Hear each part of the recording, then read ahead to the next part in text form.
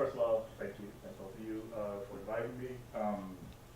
So I do want to say just up front, so what we're trying to do today is kind of squeeze in both a look at some kind of empirical analysis that I just started thinking about looking at the use of race in neuroscience, but then also moving that to a discussion that I'll have with Professor Benjamin about kind of my thoughts and kind of our thoughts on the ways in which this intersection between the biological sciences and the use of race or the not use of race.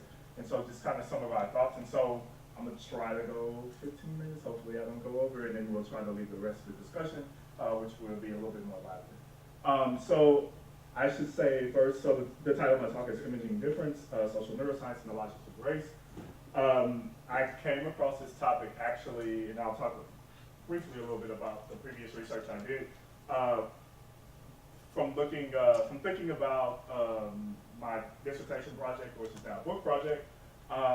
And so the dissertation project was thinking about the ways in which kind of the social ethical implications of neuroscientists and neuropsychologists who study antisocial behavior or aggression or violence, right?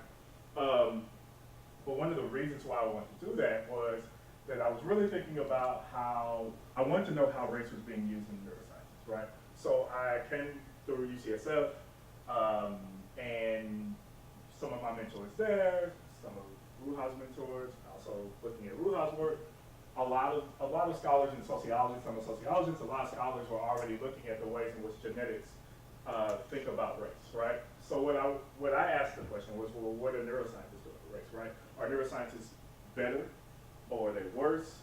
One of the things that we could potentially say, quote unquote, no, is that if you look at the media, you rarely hear about kind of the misuse of race within neuroscience, right? You hear much more about the misuse of race within genetics, right? So part of my question was, are neuroscientists doing this better? What is it that, or how is it that neuroscientists are using race? And so I thought, by thinking about violence, which is a highly racialized behavior within our society, that I was bound to find neuroscientists in the ways in which they use race. I was wrong. What I found was there was a kind of move away from race, right? And I don't think this totally had something to do with the neuroscientists as much as it was the topic, and that kind of the historical baggage that goes along with studying violence through a biological models, right? So many of these neuroscientists told me in discussions that they didn't use race, or that race was not necessarily as important to their research, right?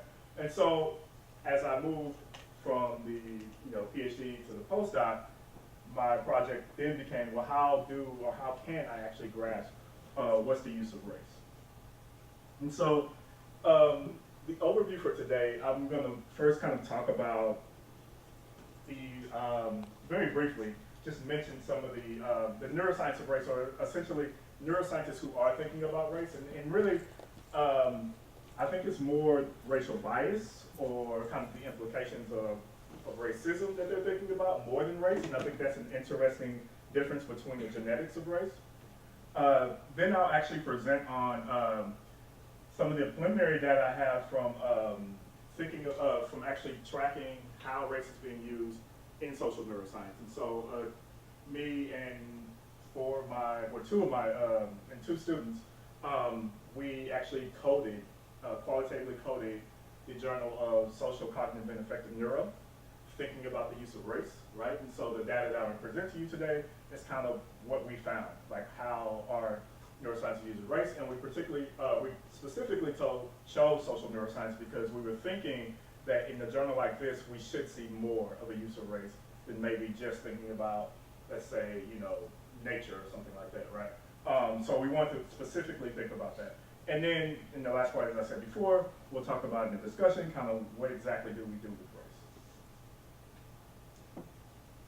So I start here, and I make this point that part of what we do, particularly social scientists always make this point, but I think it's important to also say this to a group of scientists as well, is the ways in which we both work against and work with our racial history, right? So that racial history never really goes away, right? I saw this very, very prominent with the neuroscientists who are studying violence, right? That it never really went away, right? And so actually the move away from race was also shaping the type of questions, the type of methodologies that they would have for their research, right? And in the same way, a lot of this racial history doesn't go away from us, right? So I started here to just think about where we have went in this kind of question of progress, right? As racial progress has increased, scientific progress has increased, and what does it mean that these two things have been intersected, right? What does that mean? Well, part of what that may mean, or part of what I argue that that means is that the scientists today, one, are not like our grandfather scientists, right? So there's a different type of understanding of race that's coming from our social understandings of race.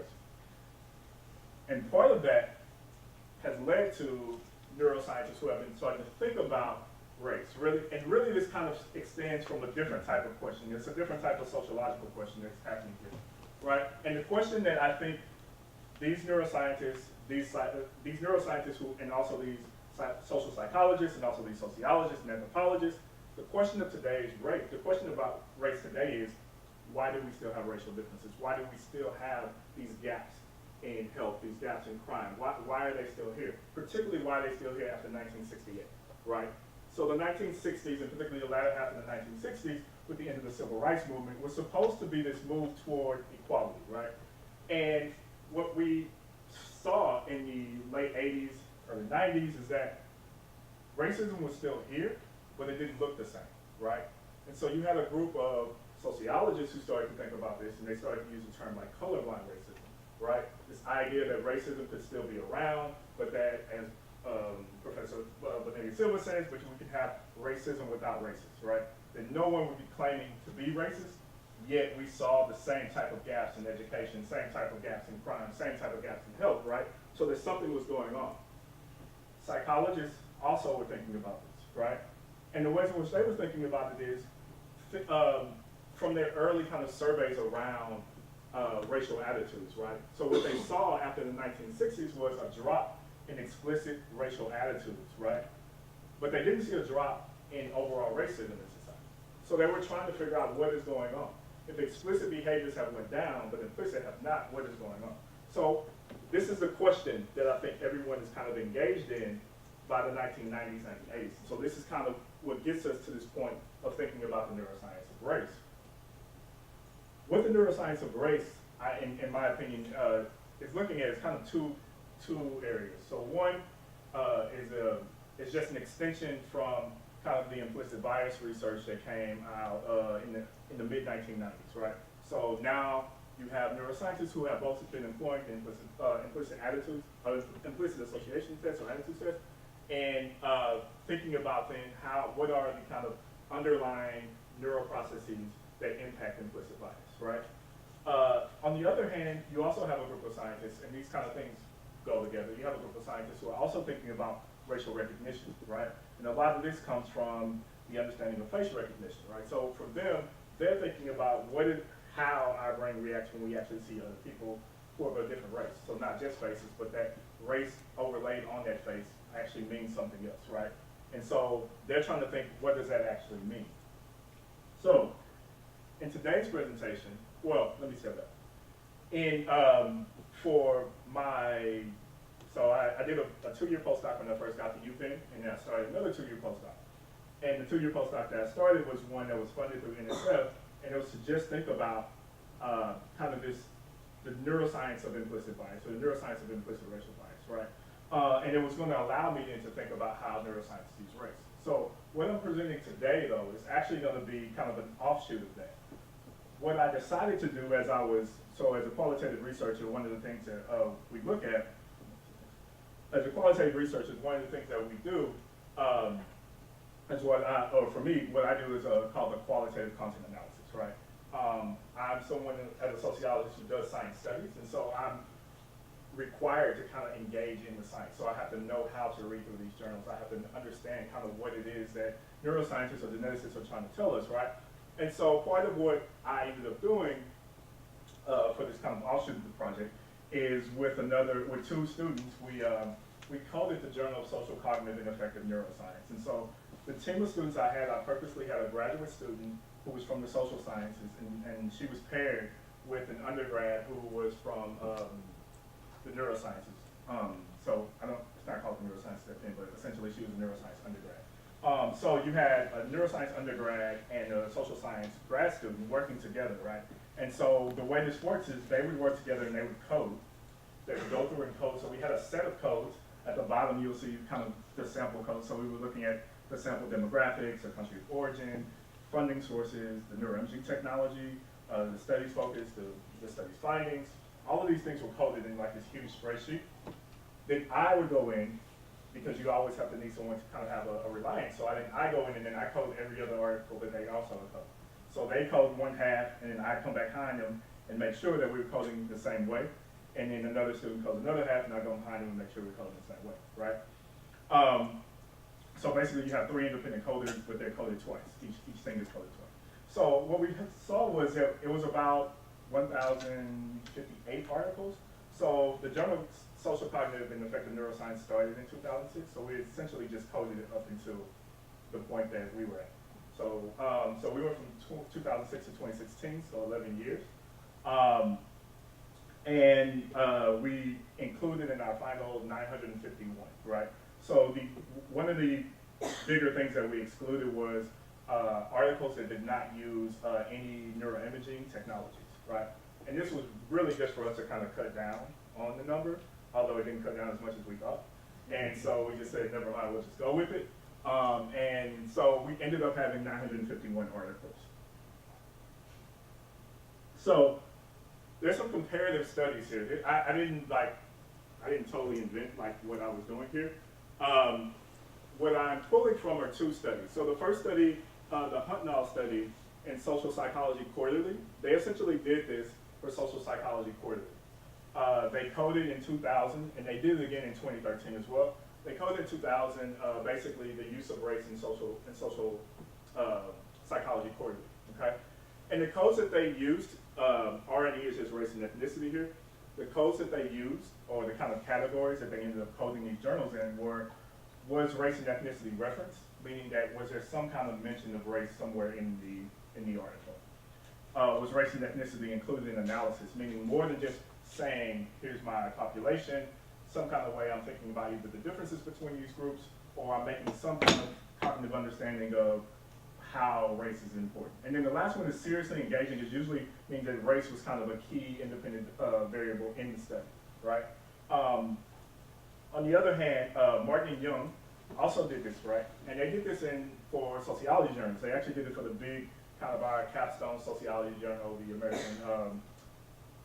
American Sociological Review. Yes, and so, and they did a very similar thing, right? They had 4 categories. They looked at whether or not race was analyzed, whether or not it was race specific, meaning was race in the research design, whether any other mentions of race. Here, these any other mentions could be like culture, things like that, that kind of act as proxies for race, or was there no mention of race? Our methodology kind of took these 2 things and combined them, right? So we ended up settling on different things, I mean very similar things, but we kind of tried to combine. So the one thing that we definitely combined was no mention of race. So quickly, I just want to point out some of the findings that came from the Hunt et al., because the Hunt et al., to me, kind of gives us a point of reference to understand in social psychology. So essentially what this graph is kind of showing is how often race was used. And so you can't, the number of articles is essentially just the number of articles that they reviewed. And I actually don't think each one of these categories are individual categories, because they don't necessarily, like the last one doesn't add up to 248. So they also are repeating categories. We didn't actually repeat categories. We made everyone an individual category.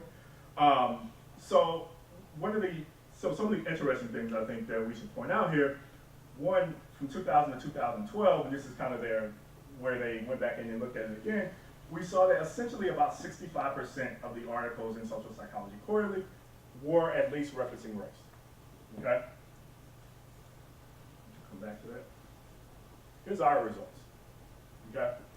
So in our results, the first table at the top is essentially all of the articles that we looked at. So this is a 951, right? In the first category at the top, whether or not race and ethnicity was central to the analysis, it was about 3.6%. Whether or not race was mentioned was about 13.1%, right? So essentially about 16.7 or so percent of the total number of articles that we looked at least mentioned race, right? At least talked about race. Now, if we go back and look at this, that is a lot lower than what Hunt et al. Had in their social psychology from 2000 to 2012, right? At the bottom, what I decided to do was just look specifically at US articles. I actually included the Canadian articles because there was some weird, so basically a lot of the Canadian articles for some reason also were using American understandings of race. So I decided that they could be included. There was only 7 articles that I included. But essentially, the US only articles, and I think the other reason why I only included US only articles is so we can kind of talk much more specifically about the meanings of race here, because as we also know that the meanings of race are going to shift from country to country, right? So this allows me to kind of talk much more, this allows me to have much more grounding and footing on when they're trying to use race and when they're not. So in these articles, it was a little bit higher. It's about 22% of the articles actually use race, which is about equal to what Hunt et al. Found between 1985 and 1989. Okay, so part of what I was thinking about here when I'm sorry, there's another, so the other part of this, the percentage of US within the code. So one of the things that I also thought about was, wow, this is way one of the things I also thought about was that how many of these articles represent just that code. So just the code of saying race is very central, right? How many of these articles from the US? So about 58% of the articles where race is actually a central part of the analysis come from the US, which should not be surprising. And about 56% of the articles at least mention race, right? So let's talk about quickly kind of what my categories meant. So when I said race was central to the analysis, essentially what we were getting at, what these articles were more or less coming from the neuroscience of race, or the neuroscience of racial and implicit bias. Most of these articles were. There were a few others that didn't, but at least 85% or so did. So the few others that didn't were talking about stress, or depression, or physical abuse. There were articles on those that also kind of really worked with race, or tried to think about race in their analysis. But the other central point about that group of articles is that race was not often well defined. So both race and ethnicity were sometimes interchanged, and it didn't always tell us kind of where these categories come from. A lot of the neuroscience articles, though, did. A lot of the neuroscience articles were very upfront and said this was self-defined identity, right? And that's important for us as sociologists to know whether or not someone is self-defining themselves in this way, or is the researcher saying that this is what this person is, because then that helps us understand where kind of these logics of race are coming from. And the other thing, and I think this is a big part of it, and even within the literature, I think this is a huge critique, and that is most of the focus is on black and white comparisons, right? A lot of this has to do with the fact that a lot of these studies use the task that is looking at faces and facial recognition, and so a lot of times because of, I think because of just trying to minimize any kind of confluences, you tend to have faces that were either white and very recognizably white, whatever that means, and very recognizably black, whatever that means, right? And so because of that, you also end up having participants that tended to be just white and black. And so the comparison a lot of times was just white and black. And the ones that where race was mentioned, and honestly, I think this was an even more interesting category for me. So about 41% of the articles just simply said the racial demographic, right? So they didn't go any further than that. They told us that it was 58% Caucasian, 12% Asian American, 5% Latino, 0% of it, something like that, right? And nothing else in the article was about race, right? The other half of those, or the other portion of those, did control for race, right? So, and I mean, we all kind of understand what controlling for race means, but essentially they both said that they were controlling for race, right? So they either were matching whatever the sample was, or they actually ran some analysis maybe related to the task. So they may have said that there were no significant racial differences in the task used, and therefore it was not used in further analysis, right? Which makes sense. The other interesting finding I think that came out of this was this kind of culture versus race, right? And me and my researchers went back and forth on what to actually do with those articles, right? On the one hand, they actually were making an analysis, a deeper analysis and an understanding of culture, but what was overlaid on that was this question of race. So culture tended to be studies where you can look at quote unquote East Asians and Westerners. Westerners tended to be mostly undergraduate students who were white. East Asians ended up being mostly undergraduate students who were from some part of East Asia, and that varied, right? But the interesting part there, I think, is that this is race being overlaid on culture, right? So it's a question of whether or not they were actually capturing race, were they capturing culture, and we know these two things get entwined all the time, but there's no real discussion of what that actually means, right? And so I didn't know whether or not we put this into an analysis of race, or do you leave this out, right? And so I'm still kind of going back and forth on what to do with that. But part of that conversation there kind of gets us to, as I'm getting ready to get into the discussion, kind of some of my other critiques, I think, around this, and that is this question of both thinking about what to do with race, but like moving beyond just differences, right? So what I mean by that is like, when race is not just about finding difference, okay? So race, as a sociologist, we kind of describe race much more as a social process, as a practice, not simply just identity, right? I usually always tell my undergrads, they never understand, but I always tell them that race is made somewhere in between here. It's nothing you hold on to. We constantly remake it in everything that we do, right? So how do you get at that, right? Because the question is not simply just getting at, oh, I can understand racial differences, I can put an X amount of number of this race in, an X amount of number of this race in, and then you have a difference, right? The problem with that is it sounds like race is the motivation behind the difference, right? You don't really get at the mechanisms that underscores what race is in that way. So this quote here, which I think kind of captures some of this, comes from a neuroscientist that I talked to for the book project. So this was a neuropsychologist who studies antisocial behavior. But the interesting point that came to this, so all of these other neuroscientists are telling me that race does not matter, or I don't use race. And this neuroscientist tells me that they are very interested in race, but because I'm looking at such incredibly low and basic simple variables, I really don't spend a lot of time thinking about racism or kind of the effects of race, what I would call that, and those levels of complexity. I mean, we're just not there in our understanding of aggression. I know that there are some interesting questions to be asked, but I don't feel that I'm ready to actually add that layer of complexity to my work. And it's not that I don't think it's important. I see racism as a covariant that is important to keep in mind, but not one that I have any theories about right now. But the problem with this, the only problem with this really, is that it has to be something that you have to think about when you're talking about aggression, right?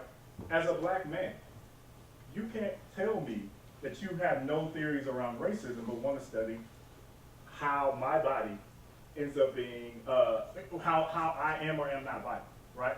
Because racism totally impacts how we think about violence within the society. It totally impacts how we think about crime and aggression in society, right? So you have to have some way to add this layer of complexity. Is it easy? No, right? I think sociologists are struggling with this just as much as anybody else. But this is kind of where I see an opening, right? This idea of trying to think about kind of the neuroscience of race. If we are pushing this idea of pushing much more into this kind of biosocial understanding, then maybe this is what we need to start to think about. We need to start to think about that complexity and how to get at that complexity. So I'm going to end there so we can get into the discussion. I just want to thank my student researchers and the funders, and hopefully we'll continue.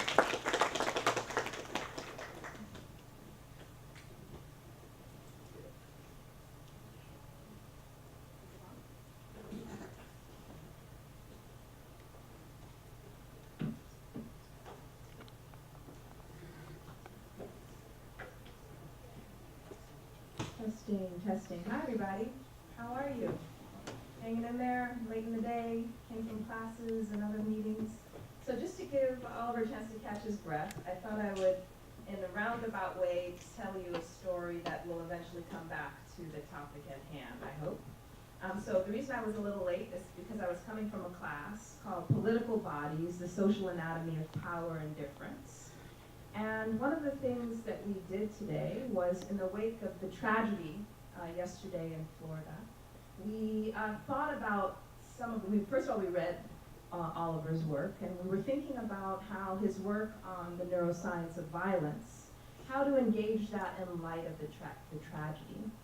And I explained to my students that this is not just an academic exercise for me, because my sister-in-law was killed in a workplace shooting, a mass shooting, almost 2 years ago. So I wanted us to think about, what do we do with this, not just intellectually, but in terms of policy and in terms of social change, that this is, in many ways, a public health crisis, we might say. And so what we did was we held a mock congressional hearing in the class.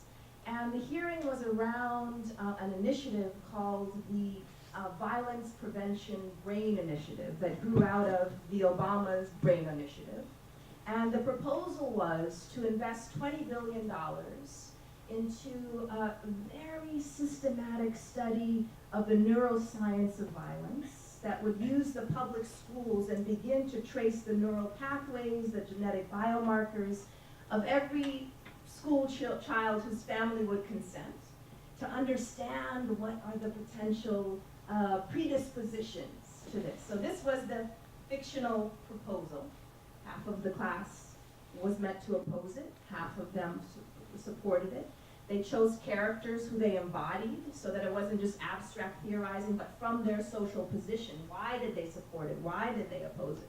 We had on the proponent side a neuroscientist, we had an NRA member, we had a criminologist, we had a grieving parent who thought, why wouldn't we do this if it would have saved my child's life, and a few other characters. On the opponent's side of this, we had a student who had lived through one of these mass shootings. We had a teacher who was trying to make sense of how she would go on doing her job with this kind of mass study happening all around her. We had an STS scholar. In fact, Donna Haraway was in the room, if any of you know who that is. And a few other characters on the opponent's side. Now, let me just tell you what I learned by listening to my students share their perspectives through these characters. And first, just a footnote to that, we produce knowledge in the classroom. It's not simply that we consume it, but through our discussions and interaction, we are learning, and I would propose that, in fact, there's a lot to learn through speculative exercises like this. So I just want to put a footnote to that as a pedagogical strategy. What did I learn? One of the things that I learned from the proponent's side was, you might go into it thinking they were going to be biologically reductive, they were going to be thinking you can just pinpoint different individuals based on biomarkers or neural pathways, but in fact, and we're only 2 weeks into this course, they had very sophisticated ways of thinking about the interaction of biology and environment. They weren't just interested in tagging people based on biological markers, but they were interested in studying this interaction.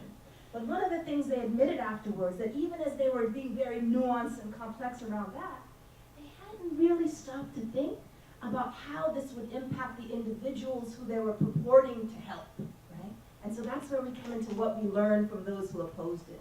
One of the things the student said was, I don't know how I would go on thinking about myself and interacting with peers, knowing, even if I was being helped, that I was supposedly predisposed to this kind of violence. There was something about the stigma of that, either for themselves or their friend, that they hadn't quite figured. I actually don't think I would want to know if I was predisposed.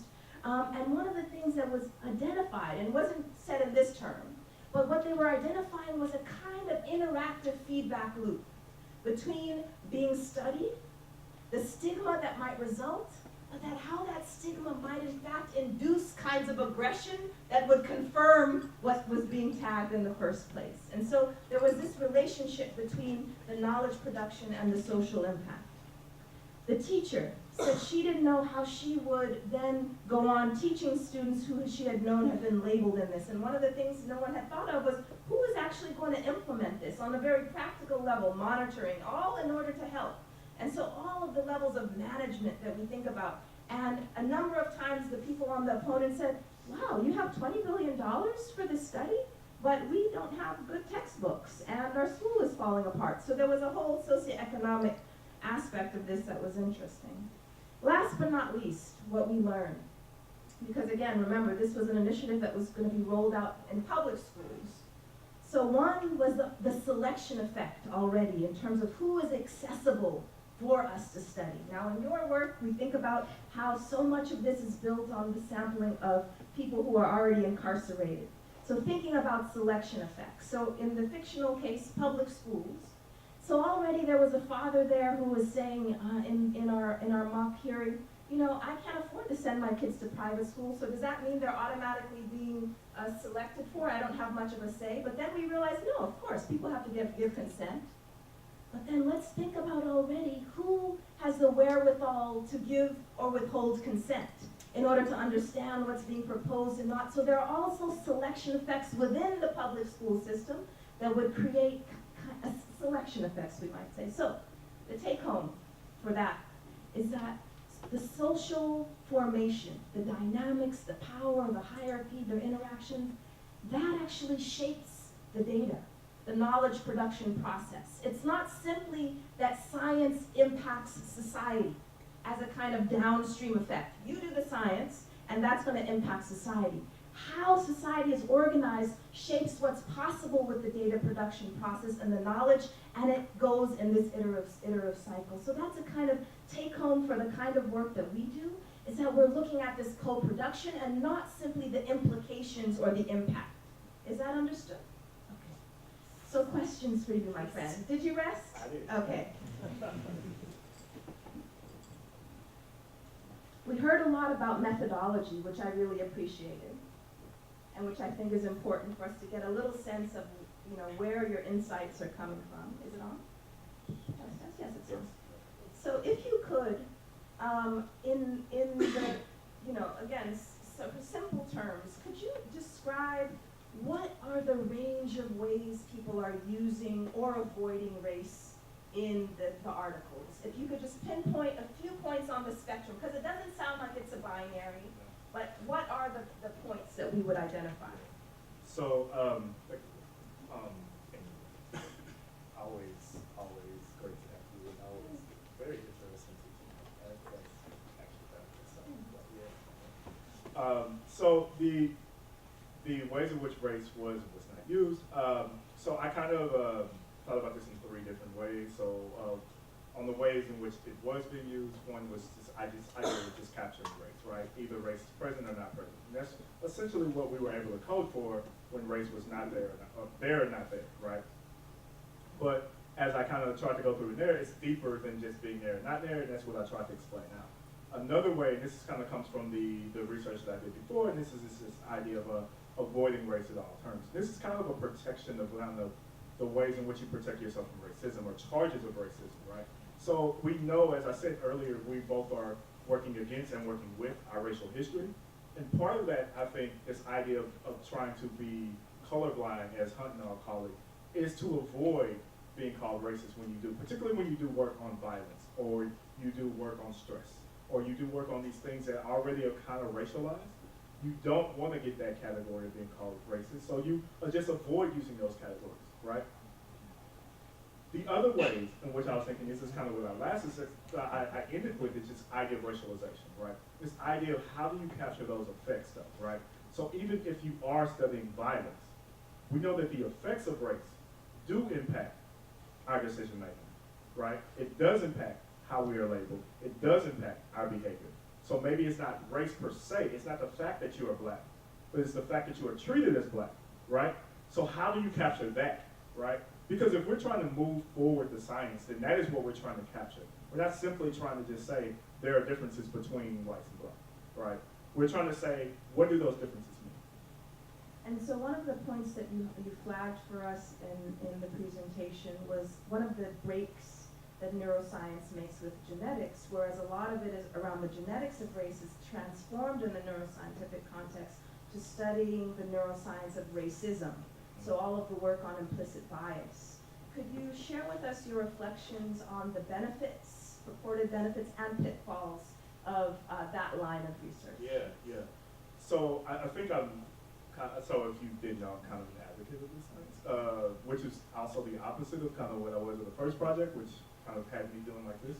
because I was like kind of totally against this idea of thinking about violence in a neurobiological way, but I am for kind of thinking about this idea around race and racism and racial bias. The kind of benefits are that potentially, I think it opens up the space and to kind of go kind of in kind of you're writing this kind of speculative space. It opens up this space to think about how bodies actually matter, right? In ways that brings together sociologists and neuroscientists, or brings together kind of this biological world and the social world, which are already entwined. We're the ones that break that apart, right? So the ways in which we study it, we break it apart. But these things, as people have already argued, like these things are already entwined, right? So this maybe becomes one of these methods that you can kind of think about the effects of race in a much more nuanced way. However, there are pitfalls, right? One of probably the most prominent one is that you can potentially medicalize or pathologize racism, right? So racism becomes this very individualized way of thinking, and this is kind of the fights, if anyone follows this science, kind of the fights that started like in the 1960s between the APA and kind of the group of black neuroscientists led by Alan Poussaint around whether or not to include something like extreme racism into the DSM, right? And Poussaint, who is black, and a group of other psychologists argued that you should, and the APA argued that you should not. I tend to side with the APA on this, not necessarily because of why they said it didn't fit. I think they basically said that it's just not they tried to use a more medicalized understanding of why it's not a category. But for me, I think the repercussions of actually individualizing and thinking about race as thinking about racism, as an individual problem and not a structural problem, tends to get us back into the problem that we are right now, where we're trying to think about things like individuals and why they're biased, but we're not thinking about like schools closing, right? And that has a huge racial effect, right? So that no one is actually responsible, going back to this idea that you have racism without racism, no one is actually responsible, but it has a huge racial effect. And how do you get at that, right? Even in the example you said, that was another kind of question, like how do you get at those types of things? So that becomes one of the ways in which I think there's a pitfall. The other pitfall is that it tends to focus just on black and white again. And I think a lot of neuroscientists who are studying this are trying to push that into other realms, but it's also kind of focused on this black and white paradigm, which is not necessarily helpful for us to thinking about all the ways in which race and racialization operate. And so I'll perhaps pose one more question and then open it up. Is that good? And so let's step back a little bit from your work and what you presented and your body of work to think about the prospects for interdisciplinarity. All right, so you kind of hinted at this at the beginning of the last point, but thinking about interdisciplinary projects in terms of research and also thinking about training, like what models of training undergrads and graduates do we need in the wake of the kind of work that you're doing? Do you feel like what we have set up right now is adequate? Do you see best practices? So say a little bit about that. Yeah, so I'll give a few examples where I think this is where I've seen these things where I think that we can push forward. So the first example I actually just participated in. So I'm part of the Center for Neuroscience and Society led by Martha Fair at UPenn. And one of the things that they'd introduced this year was the Center for Neuroscience and Society undergrad fellows. And one of the ways in which this operates is that they bring in different scholars. It's essentially kind of what Aaron has put together in this talk today, where they bring in different scholars to talk to these fellows who are undergrads. So these undergrads end up writing an application to be part of this fellowship program. And so last Friday I actually met with them, and we did a very similar thing, except we actually went through a neuroscience article together. So we sat at a table, we went through one of the kind of review articles on the neuroscience of race, and kind of that very much teaching feedback, where they're teaching me, I'm teaching them, right? But it's both this training of like undergrads at a very young level, an early level, where they already are understanding that we need to be thinking about the effects of race, right? So that we're not simply just reproducing the type of research we have, and then trying to push them to think, how then do I include this, right? The other example that I think about is the example that I'm trying to push forward myself. So when I got my NSF is actually through the section that does science and technology studies. But one of the things that I argued is that I was going to be working both with Martha Farrer and with Dorothy Roberts, who does stuff on race and science, right? And I was trying to bring both of those things together. And so we, as I discussed with Martha and Dorothy, we talked about this as a kind of empirical kind of neuroethics project, right? So that I was both collecting data around this project that I wanted to start, but I was also working with Martha and working with the folks in Neuroscience and Society to engage in these discussions. And these discussions have also led to some of the things that we talk about in the biosocial meetings, which is also kind of the ways in which we start to engage in these. And so part of this, and part of what I think today does, is kind of open these discussions, right? To be kind of very frank, like the same questions that I'm posing here today are also questions that sociologists are wrestling with, of how to capture the effects, right? So it's not simply that we know how to do it and we come and tell people how to do it, but it's this interactive kind of ways in which how do we push forward together. Okay. So do you have a floating mic or do you walk on? Can you make one? Yeah. Okay. So thank you, Ruha. Thank you, Oliver. It was a nice discussion. And I will open the floor for questions. So anyone have questions? Danny in the front row. Hi, thank you both. Yeah, it is totally close. Okay, cool. Thank you both. I was wondering if either of you could speak to sort of like on the other or more positive end of the spectrum, like the neuroscience of like not just like physical attraction, but also like rating attractiveness amongst like her like peers, like in friendships or like authority figures, things like that. Whether you both could speak to that on an interracial level of personal attraction, interpersonal attraction. Can you repeat the question? So if I understand correctly, so we spend a lot of time thinking about negative social processes and how people either prejudice towards each other or whatever. What about thinking about desire, attraction across race? I haven't looked at that. Yeah, it's kind of the conversation that we kind of started. The conversation that we kind of started earlier, and whether or not that we only think about the negative outcomes versus thinking about positive outcomes. And so, like I said earlier, I think that's actually a very productive thing to start to think about. What I think the most productive part about the conversation we were having earlier was whether or not I think it was stress. You were trying to say? Yeah. So whether or not when we're talking about stress, do we always kind of think about the negative outcomes of this? Well, what about questions of like resiliency and how that ends up interplaying with these ideas around stress? And I think the most important part about that for a sociologist is that it pushes us away from kind of those normative dimensions that you talk about, like the normative kind of dimensions of science, right? So it pushes us to think about what is normal then, right?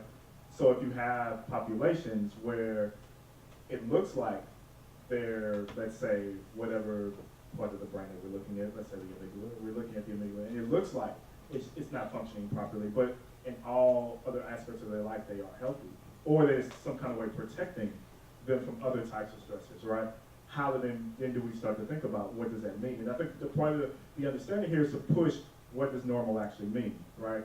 And this comes, I think, from a long line of like sociological work around using particular bodies as the norm, right? Usually white, middle-aged men become the norm of ways in which we think about health, right? And deviating from that. But why is that for me, right? I think so a similar question a similar type of thing comes up in the neuroscience of race. One of my, you have me think about, one of the kind of questions I have is, so most of this research has said that the most consistent finding is that that white participants in the studies have implicit bias toward blacks, right? That's the most consistent finding that they find over time. However, when they're testing blacks, the findings tend to be inconsistent. So when you test a group of African Americans, it's inconsistent. They could have bias for whites, they could have bias toward blacks, or they could have no bias at all. And the question that I posed, I guess, for them is, but why is the other one the norm? Why couldn't the norm be that everybody is somewhere in the middle, like the population of blacks you have, versus the norm being the whites having some type of bias, right? And so in that way, it pushes us to think about what our norms are. Because we are running short on time, we'll have reception afterwards. You can talk to the speakers. Go ahead. Hi. Thank you so much. This is really cool. In psychology and neuroscience, we often use or focus on the group difference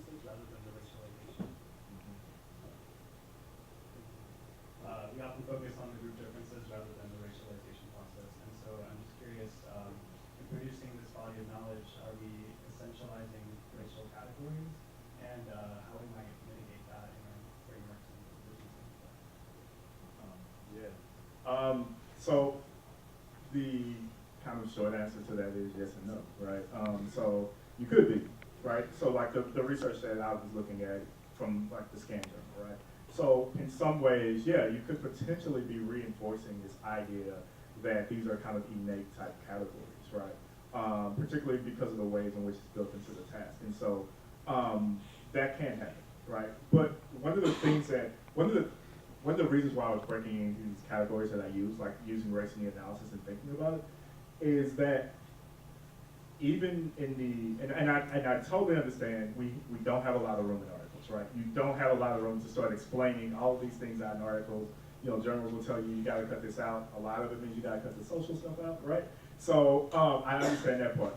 But I think this group that really were using race as analysis were able to even explain though, when you thought they may be like reinforcing it, they were able to kind of explain why they wanted to look at race in a particular type of way, right? So I think the ways in which we write it up as well, it becomes a problem, becomes a question, right? The other thing that I think about in that question is something that also comes from Professor Benjamin's work in the ways in which race operates as a technology in itself, right?